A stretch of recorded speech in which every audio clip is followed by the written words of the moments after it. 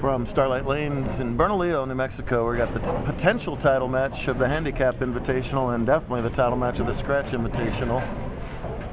8-year-old Jeremiah McClelon has to win 2 games in a row against top seed Thomas Whitley to win the Invitational.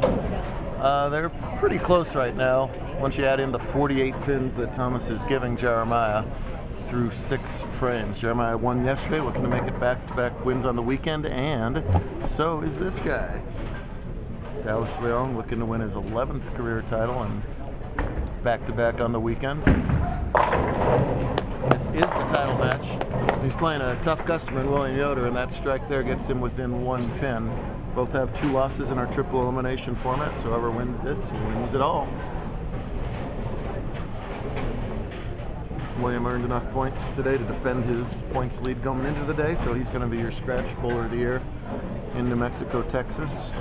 Noah defended his top seed as well. Martinez, he'll be the Handicap Bowler of the Year, but who's going to win the $1,000 for the Invite title? That's wow, left the whole way and left enough, and he knows it. So he says thank you very much for all the bad breaks that he goes nuts about. There's one good one back for him. McClellan's just throwing that light ball right down the middle of the lane, and wow, is he intimidating when he gets one of those. Oh, that only got 9? Oh, I don't know what he left. I can't see it from there. One would guess a 7-pin, wouldn't one? He's got 68 in the 7th against a potential 103 for his opponent. Yoder can take a 22-pin lead if he can strike here. Oh, how did that miss the 7? Pin went right behind it. Another pin went right in front of it. William's going to have to dance that one off. He deserved the strike on that one. That's bowling for you. Didn't deserve it last frame and deserved it this frame. And the scoreboard reads the other way around. Thomas Whitley is a product of the the Daryl Moyer Bowling Clinic down in Las Cruces. And he was just as brand new as you get. Got some lessons in a ball from Daryl, and here he is bowling for a title. If he wins this game, it's over. He wins it all. Jeremiah finds a way to pull this game out. They'll bowl one more for the title. As it stands, it's looking more and more like Whitley. There's the old moat ball there. Everybody's fixating on poor Jeremiah and his ginormous 116 handicap. But check this out, guys.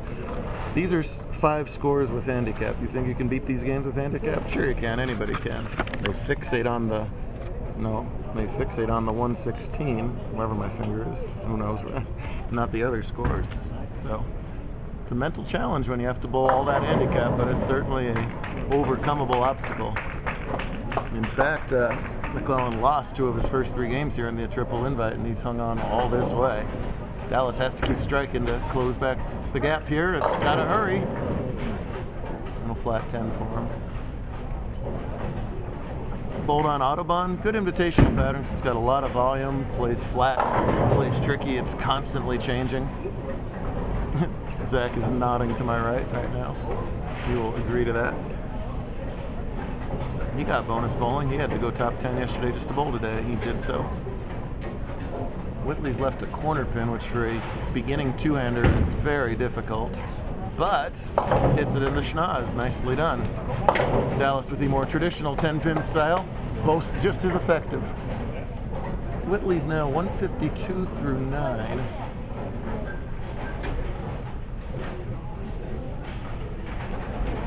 And Jeremiah is at 87 through 9. McClelon is in trouble. Leaving a double wood, that's super hard when you throw a 6-pound ball. You got to hit it dead center. It'll deflect right off it, and he has to make it to have any chance at all in this match. Or it'll be party at Daryl Moyer's house. I'm going to hold him to that, too. Dallas, just that classic fundamental style.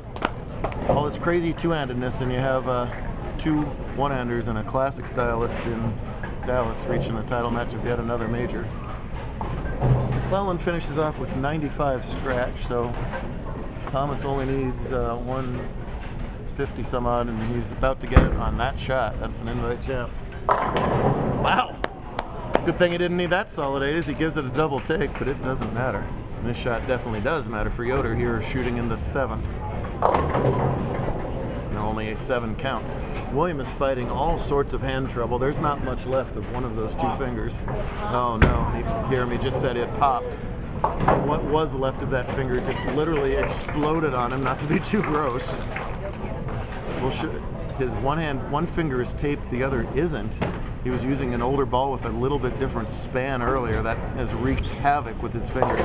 Oh, and that's a unfortunate chop, and I guarantee you he's in more pain than he's letting on over there. As Whitley shoots 171 stretch.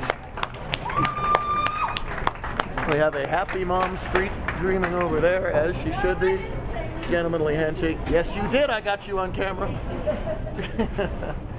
But Thomas Whitley stops the McClelon Express and captures an invite. Trying to get some reaction out, and there it is. Awesome job, young man. Wonder how much Daryl's commission is going to be for that one. William runs out that 4-pin or runs away from that 4-pin. I'm not sure which one it is. One of the more animated guys on tour. When he's in controlled animation, he's one of the very toughest to beat.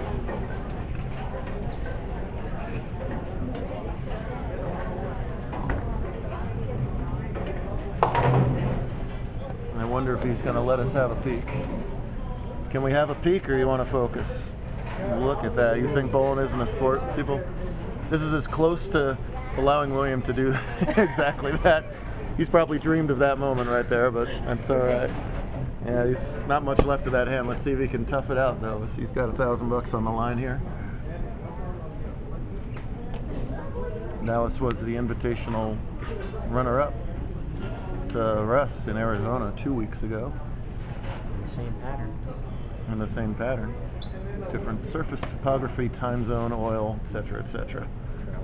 Nonetheless, he's obviously got a look here. So doing this, basically playing the same general area. If you go look at that video, a little bit of that's Dallas circling the ball by quite a bit. His bread and butter game is what you saw yesterday, going piping it right up the corner. The word on the street is that Dallas is weaker the more you have to circle it, but here he is, folks. Title match again. Knows his equipment, has improved his B and C games tremendously. That's what's changed him from good to great. If he spares up this 3-6 and nothing's a gimme here, he'll lead by 2 pins with 2 frames to go. Great spare shooter, great spare. Right before we turned the camera on, he even made the spares with us turning the lights out on him. They accidentally turned the machines off, and he still made that 3-6 as well. Well, this is a clutch it up time right here. Tons of bowling on all of these bowlers' bodies and hands. That's a $500 difference between first and second right here. You just gotta find a way to throw the 3 best shots of your weekend right here in the next 3 first balls. Count the factor with both bowlers on spares and Dallas leading by 2.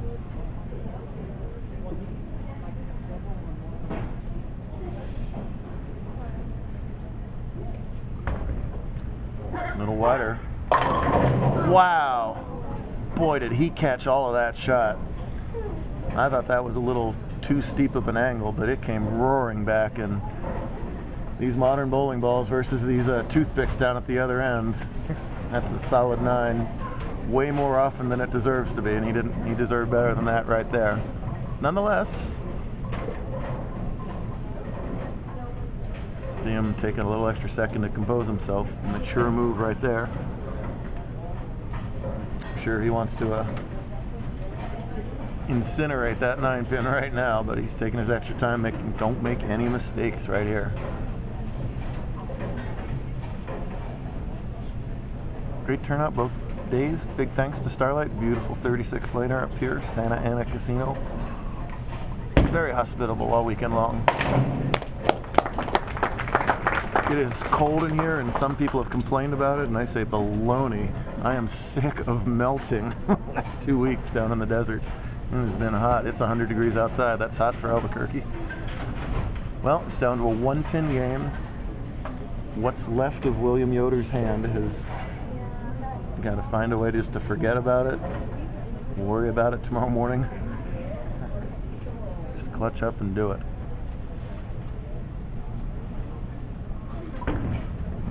He likes it. Wow. Can't throw it any better than that right down the lane. The bowler of the year in this conference trying to defend his home turf. Dallas is from Las Vegas, and Las Vegas is about 80 miles up the road right now, but that's the wrong one. Dallas turned right on I-40 and kept going a while, courtesy of the Longs. That's the thing about driving Dallas to a tournament. You're usually stuck here to the end of it. Usually for you too, so. So not true. 10th frame, you can shut Dallas out. Look out! I've been waiting for that to happen for years, by the way. William, good or bad, tends to migrate between lanes, and the ball return fought back on 25. There's some classic old PBA shows where some of the pros have even done that, but he has done exactly what I just said. He's thrown the 2 best shots of the day right there, and then this next one now will be for the win. Puts him in the 230s. The best Leong can do is 226. If he doesn't get this, count can obviously play a factor here, as the count's actually in Dallas's favor if he doesn't get this. But this is for the title right here. It's left. Yep, those left shots will just not hold. It's too demanding a lane condition. The 8 is a major factor. And it's also important for William here to regroup and get the 1. It's easy to leak one left or right and drop a short count yourself. So the 1 could still play into it here. He's smart enough to get that. He does. I think. No. Wow. Boy, I'd hate for that to come back and play him. Nonetheless, a gutsy 221 for Yoder, who has pulled a Jason Day. Shouldn't joke about that. I'm sorry, but who won Master? Who won U.S. Open today? Anybody know? They're still going. For Dallas to win the New Mexico Texas Invitational, he needs 26 pins on 2 balls. Must strike on this ball, must strike on the next ball, and get 6 on the fill. Anything less than that, Yoder will be prostrate again. Boy, a large crowd on a Sunday afternoon giving these guys a lot of respect. It is dead silent back behind us. There's probably about 50 people still watching.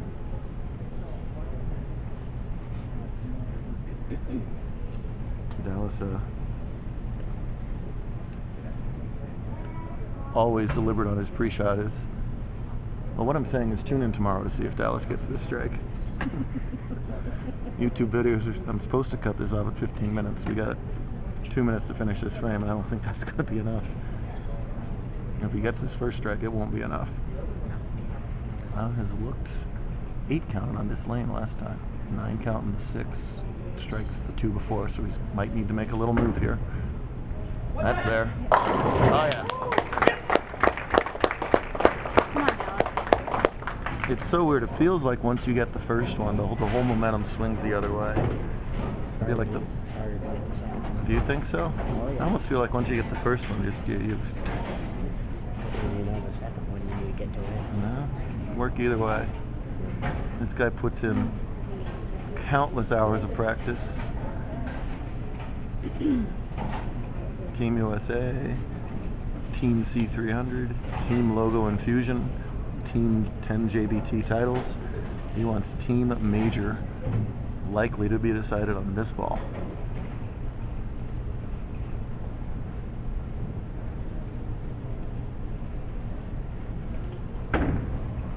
Way right, way back. Yes, he did.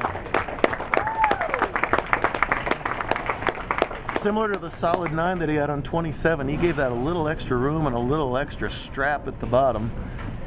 Peeled off the break point there and flushed that rack. Boy, I tell you, both bowlers doing their jobs in the 10th frame here. William comes up with a great double in the 9th and 10th. Dallas answers the call with a 10th frame double of his own. 6 or better is a winner. 5 and this place will go berserk. And he ain't getting 4. That's the title right there. High level stuff there from make him an 11-time winner. And an invitational winner in Dallas, One for dad, Leong. baby. One for dad. Wow. Great stuff out of everybody there. Good job, guys. We'll hand out some plaques and do it again up in Washington. Be ready, Washington. It's been an unbelievable invitational season, and we are coming for you next.